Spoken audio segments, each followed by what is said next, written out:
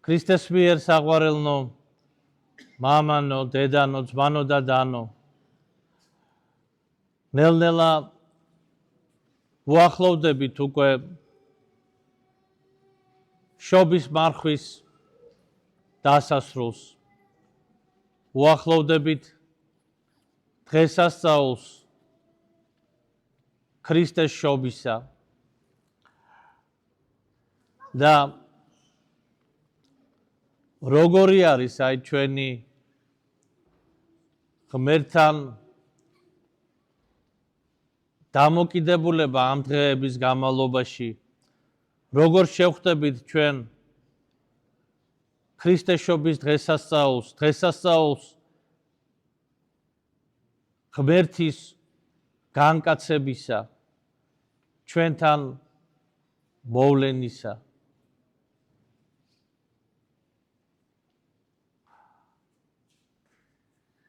დღევანდელი წმინდა წერილი ჩვენ მოგვითხრობდა იმის შესახებ, თუ როგორ განკურნა უფალმა 10 კეთროვანი. კეთრი მოგეხსენებათ ძალიან ძიმე დაავადებაა. ძიმე და ამავ დროს საშიშიც, იმიტომ რომ ის გარდამავალია.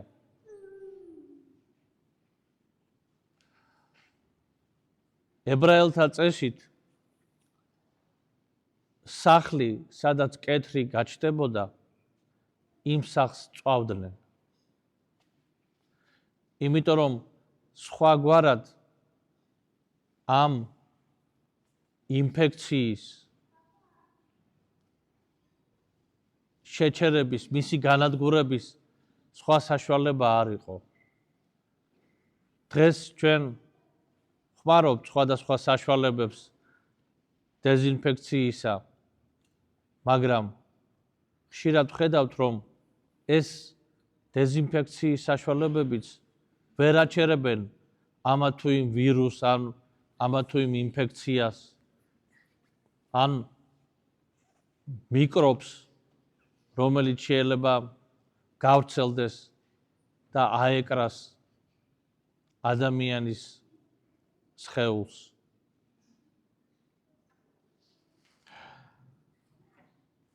და მით უმეტეს ასეთი საშუალებები სამედიცინო არ იყო იმ ეპოქაში. და ამიტომაც და დღესაც კი კეთრისაგან დაცვის საშუალება არ არსებობს.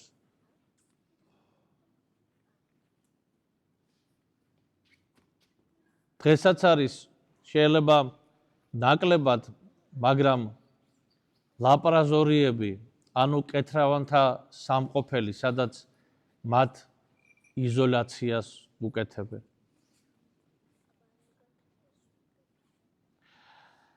და იმ დროს, როდესაც მაცხოვარი გადაგებდა იუდეაში, ისრაელში, პალესტინაში, იმ დროს, როგორც მოგახსენეთ, კეთრის გავრცელების საშუალება ერთი იყო ამ ადამიანების იზოლაცია, ანუ ისე როგორც დღეს მათ განაყენებდნენ შორს, უდაბურ ადგილას, სადაც ადამიანთან შეხება არ უნდა ჰქონოდათ და ისინი ამავ დროს ვალდებულები იყვნენ, რომ საკუთარ სამოსელზე ან ხელში უნდა ჰქონოდათ კვერთხი და იმ კვერთხზე იყო გამობული სანზალაკები. იმისათვის, რომ თუ ვიღაცა მაინც, მაგრამ მოთმინებით შეეგებე ამ განსაცდელს. ვერანაირ ნუგეშს ეს ადამიანები ვერ პოულობდნენ და ცხოვრობდნენ გარემოში, როგორც თვითონ იყვნენ ისეთი დაავადებული ადამიანების. და რა თქმა უნდა, როდესაც ამას ხედავ, კიდევ უფრო მეტად ძიმდები. მოგდის სხვადასხვანაირი აზრები ადამიანს.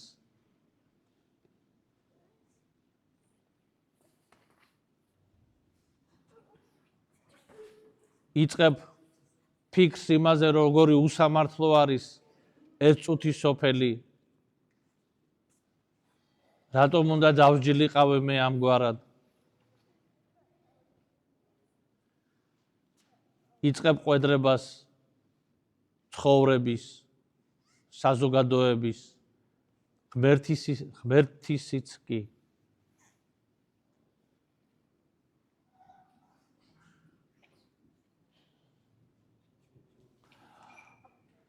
და აი ასეთი 10 ადამიანი მივიდა ქრისტესთან. და ევედრება მას იესო, ძეო დავითისო, შეგვიწყალე ჩვენ.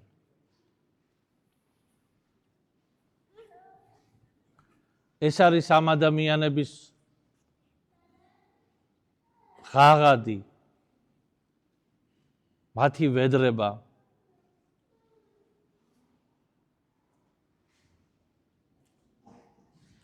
და მაცხოვარი ეუბნება მათ,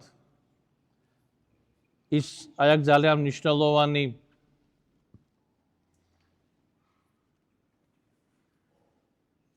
მომენტი არის წმინდა წერილისა. მაცხოვარი ეუბნება, რომ წადით და აჩვენოთ თავნი თქვენი დლებს. რატომ ეუბნება ამას? იმიტომ რომ ადამიანი თუ განიკურნებოდა კეთრისაგან, ეს უნდა დაედასტურებინა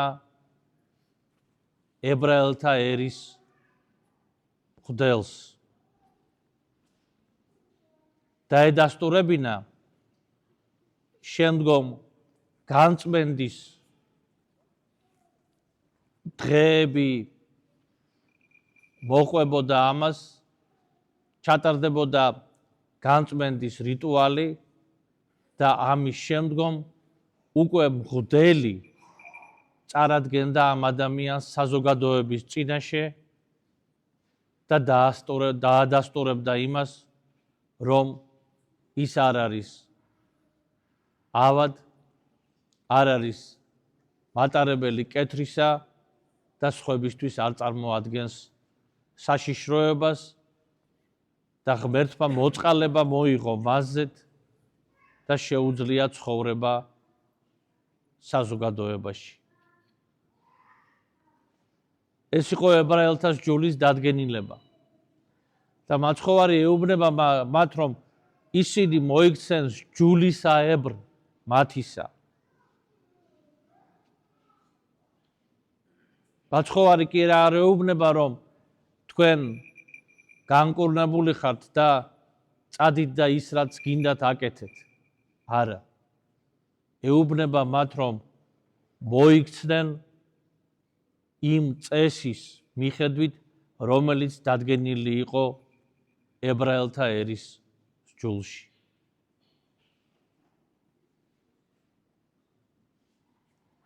და ამით კიდევ ერთხელ შეახსენებს მათ, რომ ისინი ვალდებულნი არიან ღვთის სჯულის აღსრულების.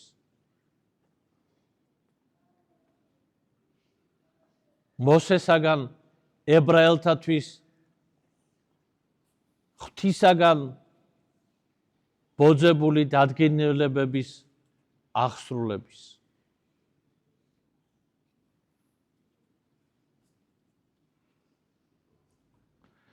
და მიდიან ეს ადამიანები და იქ უკვე არ ამბობს წმინდა მოციქული ლუკა, რომ ისინი განიკურნენ თუ როგორ განიკურნენ, ამბობს წავიდნენ ეს ადამიანებიო და განიკურნეო 10-ვეო. ანუ გულისხმობ რომ არ ამბობს როგორ მოხდა მათი განკურნება, გზაში მოხდა, იმ წუთასვე მოხდა თუ როგორ, მაგრამ ეს სრულებით საკმარისი იყო. ქრისტეს არ უთქვამს მათთვის, როგორც სხვა შემთხვევაში არის კურნებისა წმინდა წერილში, თქვათ იქ ბრმას ეუბნება აღიხილენ თვალნიშენიო. გარღვეულს ეუბნება მიგეტებდნენ ცოდვანი შენი და აღიღე ცხედარი შენიო. არა, ჯულისკენ, ჯულის აღსრულებისკენ მოუწოდებს მათ და ხდება მათი განკურნება ღვთის მადლით, იმიტომ რომ ღმერთმა ინება მათი განკურნება. მხოლოდ ინება და არ იყო ამისათვის საჭირო არც სიტყვა, არც შეხება, არც სხვა რა მოქმედება, არამედ ღმერთმა მხოლოდ ინება. მაგრამ ბოლოში ჩვენ ვნახავთ, რომ ღვთის ნებასთან ერთად არის ადამიანის სარწმუნოებაც. რამდენად სჯერა ადამიანს, რომ ღმერთს ეს ძალუც. მაგრამ მანამდე კიდევ ერთი ძალიან მნიშვნელოვანი და ჩვენთვის აუცილებელი ფრაგმენტი არის წმინდა წერილისა. წავიდა ეს 10 ადამიანი და ერთი მათგანი მობრუნდა. და ეს ერთი იყო სამარიტელი, ანუ ებრაელთათვის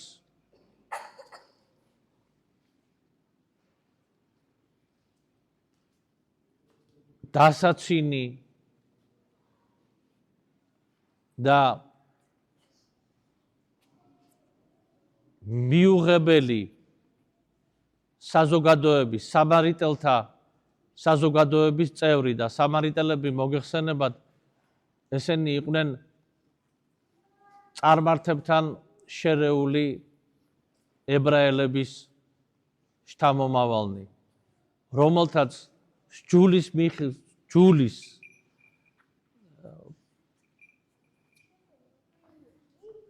წესები ასევე შერეული ჰქონდათ წარმართობასა და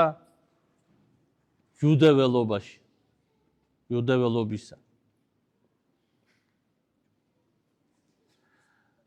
და ბრუნდება ეს ერთი ადამიანი, სამარიტელი, ანუ რომელსაც ებრაელთა ცნობიერებით არ უნდა ქონებოდა არანაირი სიკეთე.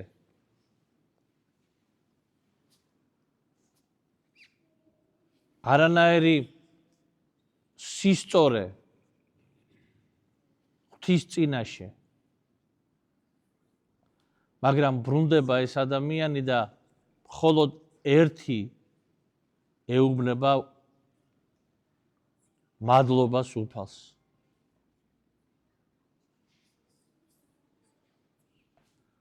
და მაცხოვარი მას ეუბნება, სად არიანო სხვა დანარჩენი 9-ო, განა 10-ვე არ განიკურნეთო თქვენ? რატომ მხოლოდ ერთი სამარიტელი მოვიდა? მადლიერების გამოსახატად. და ეუბნება ამ სამარიტელს, წადი და სარწმუნოებისაებრ შენისა გეყავ შენო. ანუ ეს სამარიტელი, რომელიც შეიძლება კი იყო დაბადებით მიუღებელი ერის შვილი, არც წარმართი და არც იუდეველი, როგორც ამას იმდროინდელი ებრაელთა საზოგადოება აფასებდა, მაგრამ ამ ადამიანში იყო რწმენა ღვთისა და იყო სათნოება. იყო სათნოება.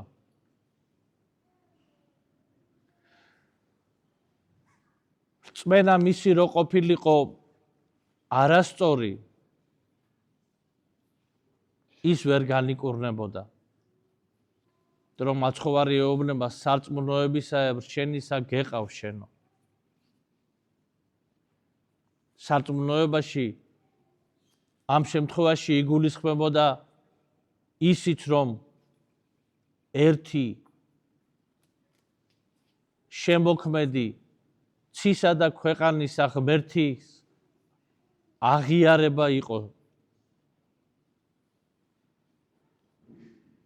სწორი და აუცილებელი. და ის არ იყო, ეს სამარიტელი არ იყო წარმართი და არცემდა თაყვანს სხვა ღმერთებს. არცემდა თაყვანს ფეტიშებს.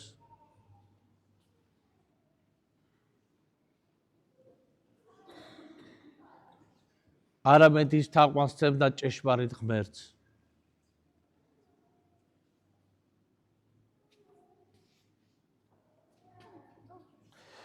და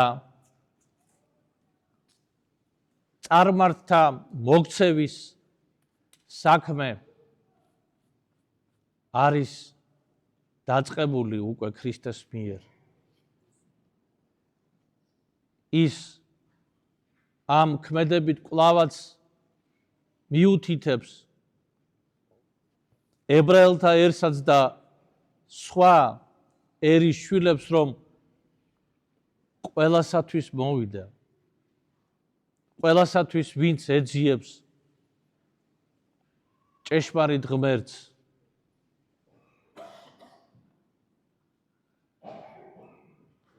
და მასთან ურთიერთობა არის შესაძლებელი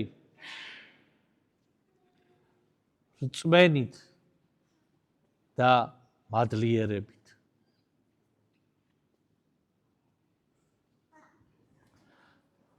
მადლიერება არის აუცილებელი თვისება ქრისტიანისათვის. მადლიერების გარეშე ქრისტიანობა არ არსებობს, ძვირფასო, ძვანო და დანო. თავად ჩვენი ლიტურგიაც, აი ახლა სასულიერო დასი ეზიარა, ეზიარებით თქვენ, ჩვენი ლიტურგია ეს არის მადლიერება.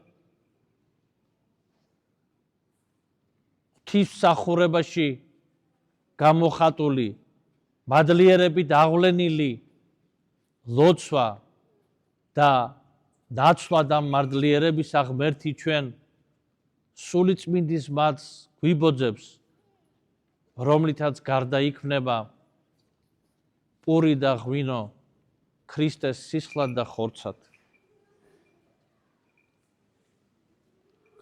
და ამიტომაც, როდესაც ჩვენ მოვდივართ ტაძარში თუ სახლში დავდგებით ლოცვისათვის, ჩვენი მადლიერება მივართვათ უფალს.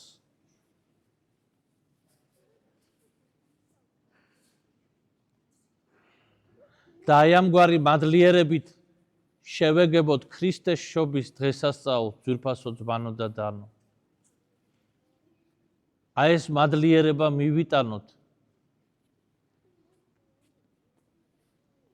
ახალშობილი ქრისტეს ბაგასთან. მადლიერება ჩვენი გულისა და გონებისა. ჩვენ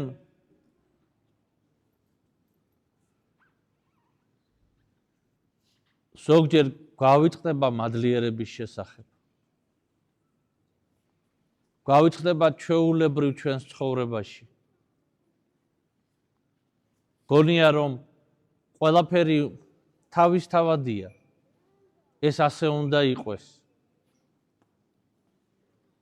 და როცა ასე ვფიქრობთ, ეს იმას ნიშნავს, რომ მე მიმაჩნია, რომ მე მეკუთვნის. აი თუნდაც ყველაზე ჩვენთვის ჩვეულ ურთიერთობაში, ოჯახში.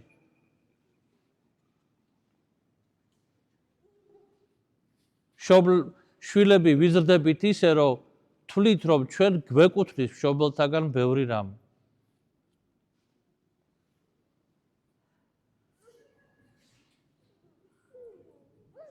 ჩვენ მიგვაჩნია, რომ მამამ უნდა დააკმაყოფილოს ჩემი მოთხოვნები, რაც მე მომწონს და მინდა ის შემისრულოს. დედა ჩვეულებრივად უნდა მომემსახუროს.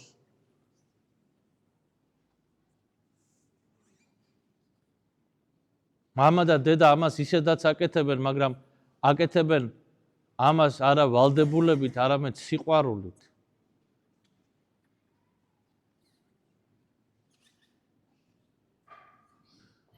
სიყვარული თუ არ არის ვის დაავალდებულებ, გინდა როიტყვიან 100 შვილი ყავდეს, რომელიმე რამე გაუკეთოს.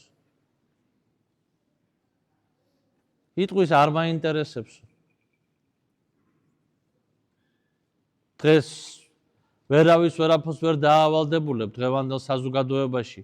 პასუხისმგებლობას ვერ აგრძნობინებ ამას გულისხმობ ვალდებულებაში. პასუხისმგებლობას. იტყვის ნუ რა მერე კი არის შვილი და რა მოხდა.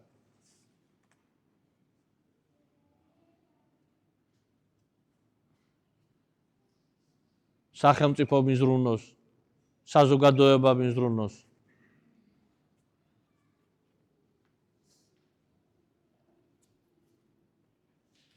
პასუხისმგებლობა როცა არ არის, მერე სიყვარულიც არ ძლიერდება და როცა სიყვარული არ არის, მაშინ პასუხისმგებლობასაც არ ადამიანი იცილებს და პასუხისმგებლობა მისთვის შეიძლება იქცეს ბორკილებად და ციხედ.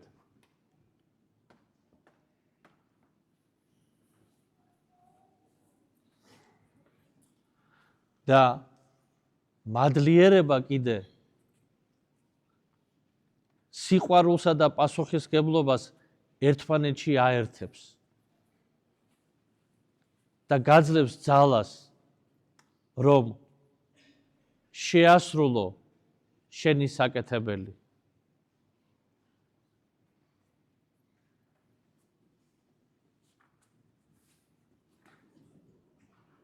მრავალი რამ არის, რაზე ჩვენ შეგვიძლია მადლიერება გამოვხატოთ ღვთის წინაშე. ჩვენი შვილებისათვის, ჩვენი მშობლებისათვის, ჩვენი სამშობლოსთვის, იმისათვის, რომ ჩვენ თავად მოვევლინეთ ამ წუთის სოფელს და გვაქვს შესაძლებლობა, რომ პიროვნება ვიყვეთ და შევიმეცნოთ ეს წუთის სოფელი. გავიგოთ მისი ავი და კარგი. ვაკეთოთ სიკეთე.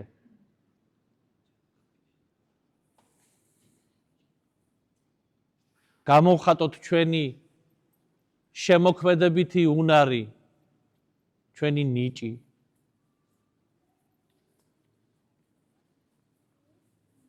სიხარული მივანიჭოთ სხვა ადამიანს.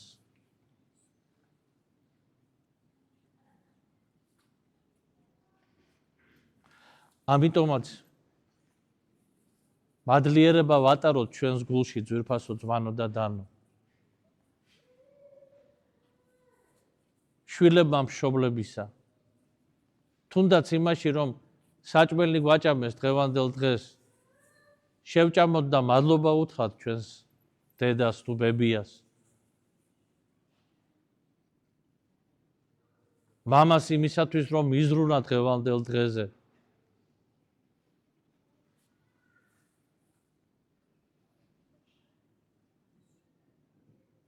რათა სიხარული მიენიჭებინა შვილებისათვის, მეუღლისთვის.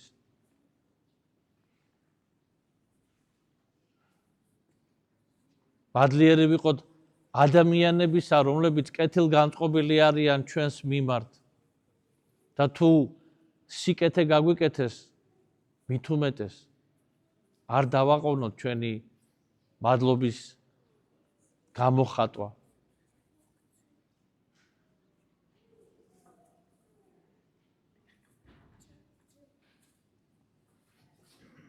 მადლობა შევწიროთ ღმერთს, რომ ვართ ეკლესიის წევრები და მარადიული ცხოვრების, მარადიული ნეტარების საშუალება გვენიჭება ეკლესიის წევრობით.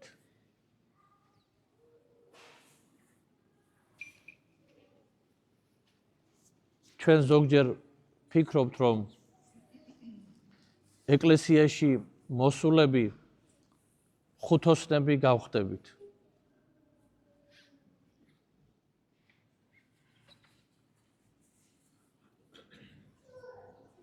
მინდა თქვა, რომ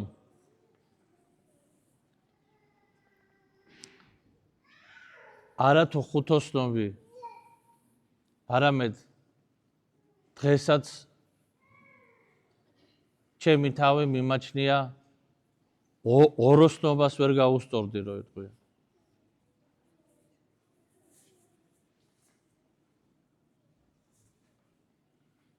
მაგრამ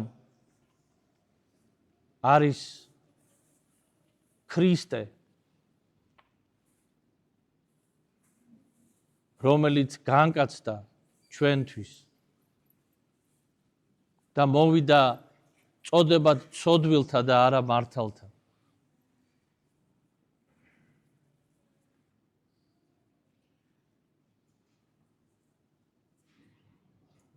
და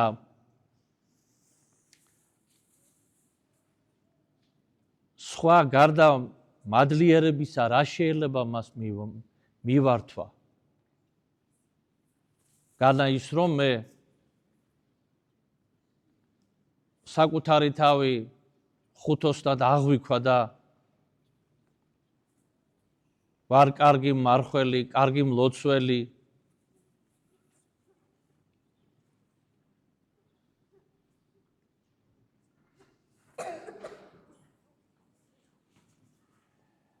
სათნოების გაკეთებას ვცდილობ და ამით კვლავ დავაკმაყოფილო ჩემი ეგოიზმი.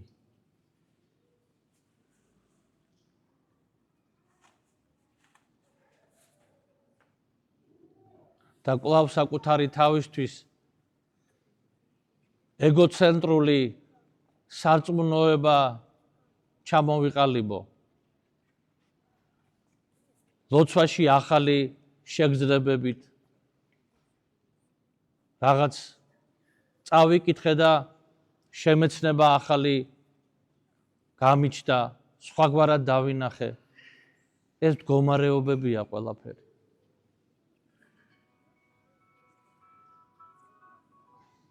ამ ყველაფერმა პირიქით მე უნდა მიმიყვანოს იქამდე, რომ ვიყო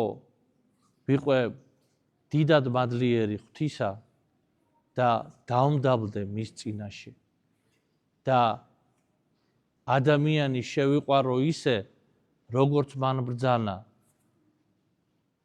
რაც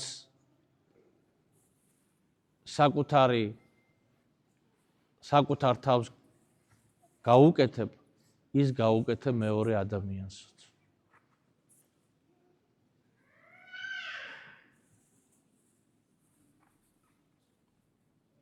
და აი ამგვარად ძვირფასო ძმანო და დანო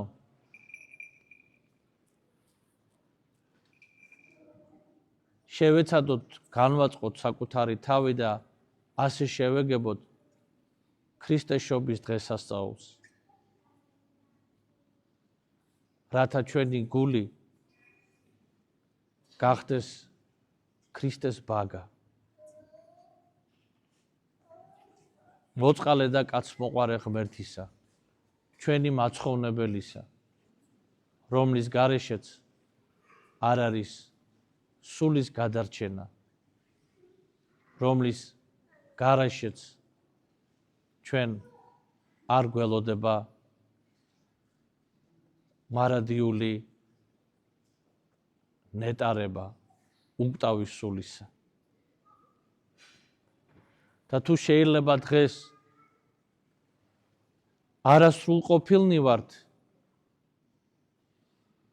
და ვხედავ, რომ ამას ვერ ვახერხებ, არ გამომდის ჩემი ეგოიზმი თუ სხვა რომელიმე ვნება მძლევს,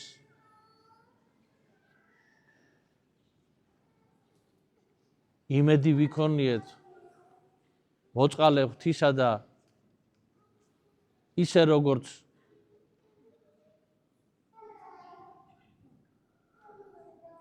ეშმაკეული შვილის მამა ეუბნება ქრისტეს უკეთ უგნებავს განკურნე, ჩვენც ასე უთხრათ უფალს, უკეთ უგნებავს გამწმინდე და განკურნე. რამე თუ მისგან არის მოცემული ყოველი კურნებაც, ყოველი წყალობაც და ყოველი სიკეთეც. ამინ. მერთმა დალოცვილი გამყოფოთ ყველანი. ამინ.